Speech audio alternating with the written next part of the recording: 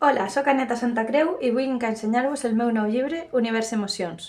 Un llibre xoc de buscar i troba, com els de Wall-E, on a més de buscar i seguir els seus protagonistes podrem explorar i aprendre sobre les emocions. El llibre és bilingüe, està en català i castellà i té diferents propostes de xoc. En principi, la primera seria buscar a cadascun dels personatges que apareixen en totes les pàgines i intentar veure què senten. Aquí, un poc de la seva història.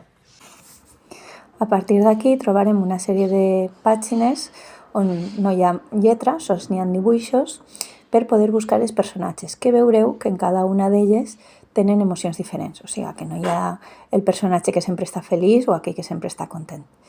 Com veureu, són diferents escenaris, molt diversos, perquè es vol parlar també de la importància, el caràcter social de les emocions. Les emocions tenen sempre un context i els espais on es donen les situacions pot tindre que veure en les emocions que sentim en aquell espai.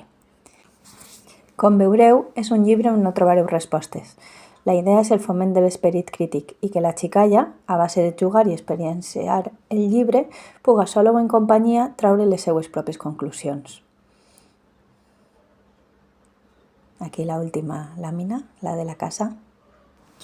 I arribem a la pàgina del mapa de les emocions, que també se vos regala en format petit per a que pugueu utilitzar-lo mentre veieu els dibuixos i tindreu a prop. Es tracta d'un mapa on podeu veure totes les emocions que es treballen en aquest llibre organitzades per a que intuïtivament per colors es puga ser fàcil i reconeixible a la xicalla. La zona de les càlides o aquelles que ens fan sentir millor i la zona de les fredes o aquelles que ens fan sentir més malament, però aquí estan totes en el mateix univers. A més, podem veure aquestes més grans, que serien les que primer d'alguna manera reconeix la xicalla, i unes altres més petites que igualment van anar aprenent i el fet d'estar a prop d'una emoció que ja reconeixen els ajuda a comprendre on estan.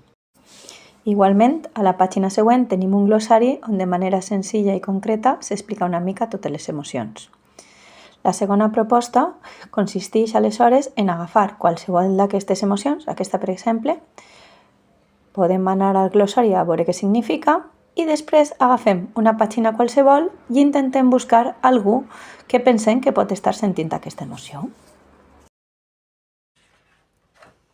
Per últim, una pàgina extra on també s'han de buscar diferents situacions en cada una de les pàgines, però aquestes situacions han estat escollides per poder tractar temes interessants com són els rols de gènere, les cures, la soledat, l'ús del mòbil, l'accessibilitat o la sostenibilitat. Mitjançant aquest joc podeu utilitzar-lo com a excusa per a xerrar d'alguns d'aquests temes. I això és una mica tot. A la contraportada us he deixat algunes propostes, diferents segons l'edat, encara que ja sabeu que per a mi cada personeta té la seva manera d'utilitzar el llibre. Ja sabeu, si us ha agradat, podeu entrar en l'enllaç aquí baix, en la meva web, i vos l'enviaré, a més, en una dedicatòria per a la persona que vulgueu. Adeu!